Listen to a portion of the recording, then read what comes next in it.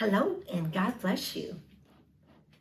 Pastor Mayo, honey, hubby, asked me to do a devotional, and so I started thinking about what I would speak on. I thought, well, I'll just speak on what I've been thinking about the last few weeks. And I've actually been thinking a lot about Proverbs 4:23. It says, "Keep thy heart with all diligence, for out of it are the issues of life." So today I want to talk about what is our heart. Physically, we know our heart is that muscular organ that consists of 4 chambers that's in the middle of our chest, and it is about the size of our fist, and it weighs about 10 ounces, and it pumps about 60 to 80 times a minute, and it transports blood through the human body, and it keeps us ticking. And historically, one of the first physicians and surgeons of the heart was actually a Greek philosopher by the name of Aelius Galen in 129 through 216 AD. He lived to be about 87 years old, and he committed the vast majority, 65 years of his life, to the human heart, the organs. He was a physician and a surgeon to several of the Roman emperors at the height of the Roman Empire. He was also a physician and a trainer of gladiators. And he kind of coined the phrase, "You are what you eat." He would put them on diets and regimens of special foods to bring them to the height of their strength and their prowess, and all of these things that they needed to fight and to be part of the Olympics and all of these different things. And he would often take gladiators, and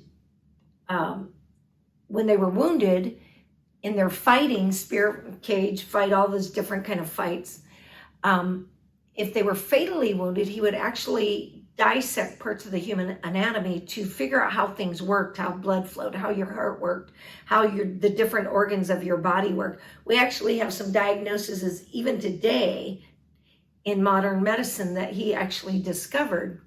But specifically the heart, he actually, because he was a philosopher first, before he became a surgeon and a physician, he believed in this thing, and he coined a phrase called Cardiocentrism, where he believed that all of life's experiences, everything in the human experience was centered and flowed into the heart, psychologically, emotionally, spiritually, and physically. The heart was like that CPU unit of what we would call modern technology, where all the data was stored, not only your experiences that you see and hear and smell and taste and feel, and then the corresponding emotions that come from that, and we would call that today emotional intelligence. Whether it brought joy, love, peace, fulfillment, anxiety, shame, hatred, self-loathing, rejection, guilt, fear, pain to our soul, gratification, sensuality, anxiety, acceptance, and so on. Even this is where even PTSD, post-traumatic stress disorder, would ultimately come from, is this central processing unit, or what he would have called the heart. Galen, not sure how you would pronounce it, he would call this your heart, the center of your being, and everything would process through this to create the human experience. You do something, you have an experience, and then you have an emotion that correlates or comes or is a reflection of that experience. And Old Testament rabbis and Hebrew philosophy teaches us, and this is how the Jewish culture looks at what Galen would have called the heart, being our processing unit, so to speak. They call it our seat of judgment, or our throne of judgment, through which we process all of life experience, desires, emotions, and it ultimately becomes that moral compass for your life. And we are forever collecting data that transitions from experience to thought to memory into this database. And out of this, not only is our experiences part of this database, but also our environment, what comes in through other people, good, bad, intentional, unintentional experiences that we have that maybe we didn't even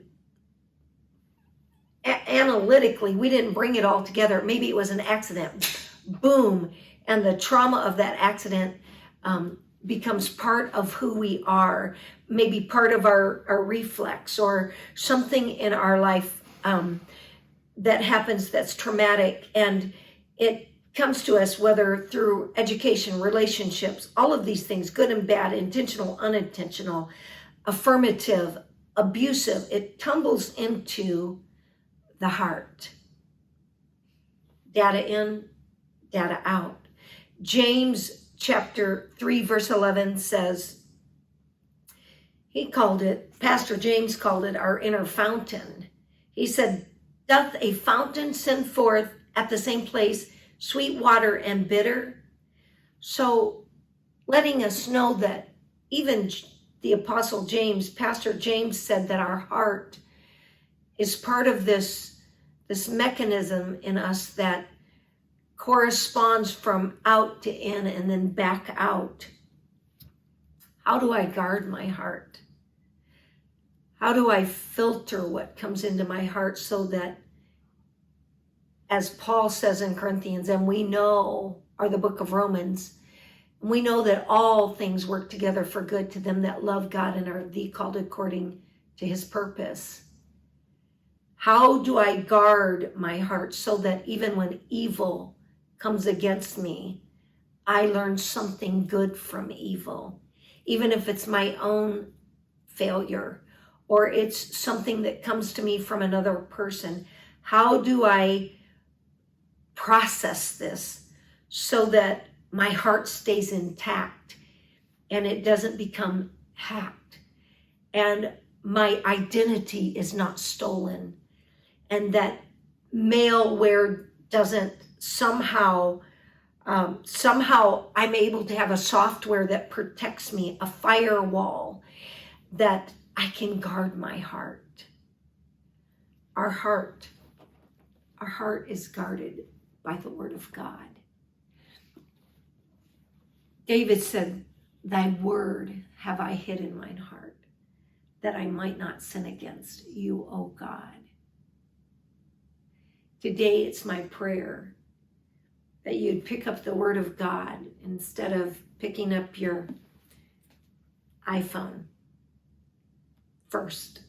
I know sometimes we have to live with this necessary evil,